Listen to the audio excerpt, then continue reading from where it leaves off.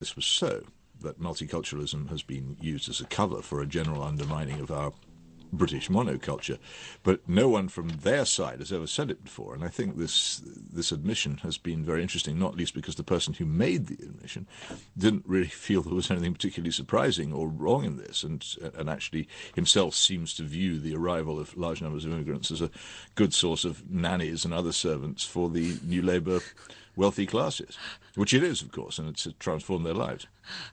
22 minutes past 9. My name's Steve Austin. This is 612 ABC Brisbane, ABC Local Radio Queensland, ABC Digital and the World Wide Web. Peter Hitchens, writer for the Mail on Sunday newspaper, is in our Portland Place studios in London. Peter joins me about this time every Monday night, work committing. Peter, it's probably worthwhile for the Australian audience just reminding them of what the basic outline of the policy platform of the British National Party is. Oh dear. Well, I think I would have to say that in general the British National Party will pick up any topic on which there is a lot of public discontent because it's identified, and I think it borrows a lot of its ideas from people like me, because it realises that the conservative newspaper columnists, of whom there are quite a number, are touching a vein of discontent in this country, which the political parties are ignoring. And I think I could claim to notice that after I've taken up certain subjects, I find that the BNP is taking them up as well. So the BNP turns out at the moment to be against the Iraq war and against the Afghanistan war. It turns out to be in favour of, I think, selection in schools. It turns out to be, let me think now, in favour of all kinds of law and order proposals. And I think that these things, in some cases, may be opinions they actually have, but I think the way in which they highlight them and the way they pick them up is just a gesture to populism, because their real concern, and this is the fascinating thing about them, is that until a recent court decision, their membership policy barred anybody who wasn't of a certain ethnic description from joining. So it was always more important to them that people had or did not have certain ethnic characteristics, and that they had or did not have certain political views. Therefore, you could have been, say, for instance, a West Indian origin, black British citizen with strongly monarchist, conservative, and in almost every way believing in the basic virtues of conservative society. But the BNP wouldn't then have you as a member because of the colour of your skin, and that's the fundamental driving force of this rather strange party, whose origins lie among all kinds of creepy and disreputable people who used to celebrate Hitler's birthday and things like that. It's always seemed to me that the policies which it claims to espouse have been adopted as an afterthought, and that the real driving force is this racial difficulty which so many of its leading members have, and difficulties also that they have about the Holocaust and about Jews in general. And if you trace a lot of its senior members, you'll find this. You'll also find quite a lot of members of the BNP with very violent pasts.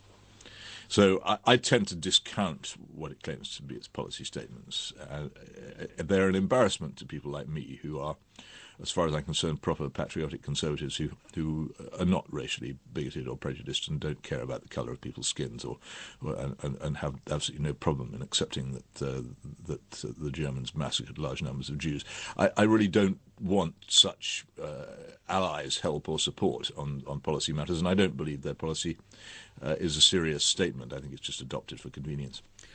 Well, finally, before I let you go and get on with your day, how is the Conservative Party looking, given that most people are writing off the Labor Party in terms of its future? You're not one of them. You tend to think that people will be voting for them because or will be voting against someone rather than for someone. But how are they looking at the moment as a political party?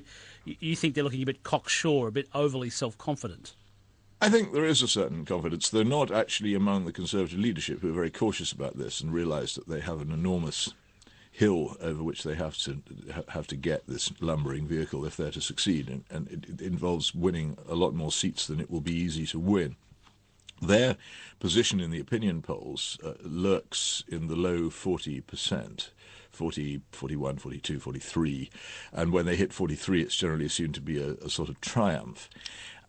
But you must remember that these percentages are percentages of about 2/3 of the electorate, because 1/3 of the electorate either say they won't vote or refuse to say how they're going to vote, or will vote for non-mainstream parties. So on the basis of 43% of 66%, which I'd guess is somewhere around about 27 or 28% of the electorate, they are predicting a landslide victory in Parliament. I don't think that's necessarily so. Also, I think that the Labour Party has a capacity to recover nearer the election, especially if they get rid of Mr. Brown, who, whether he's good, bad or indifferent, is now so hopelessly compromised as a person that I don't think anyone could seriously go into an election with him as leader hoping to do well. I don't know whether the Labour Party will find it in themselves to do that. But if they do, I think that there is a considerable possibility of a parliament with no party holding an overall majority. And I think that's nothing's guaranteed. We're still some months from the election. All kinds of things could happen between now and then. But I think that's still a possibility. But there is a great deal of talking up of the Tories because people vote, often in a rather sheep-like manner. And if the electorate can generally be persuaded that the Tories are bound to win, then they'll vote according to that. Is there any likelihood that BNP would win a seat at the election? No, I don't think so, because to win, the European seats they've won have been on a sort of proportional representation system where votes are counted across an entire region and you award a number of seats in any given area. To win a parliamentary seat, you have to win a majority in a first-past-the-post election, and that is much, much more difficult. It tends mostly to exclude small parties, and if the BNP did win a parliamentary seat, that would be a major shock to the British political system. I realise you're under a time pressure today, so I'll let you get on with your life. Peter Hitchens, thank you once again. Thank you. Peter Hitchens, columnist and writer for the Mail on Sunday newspaper. You can read Peter Hitchens' blog by simply typing in Peter Hitchens' blog into any search engine, and it should take you straight to it at the Mail on Sunday newspaper.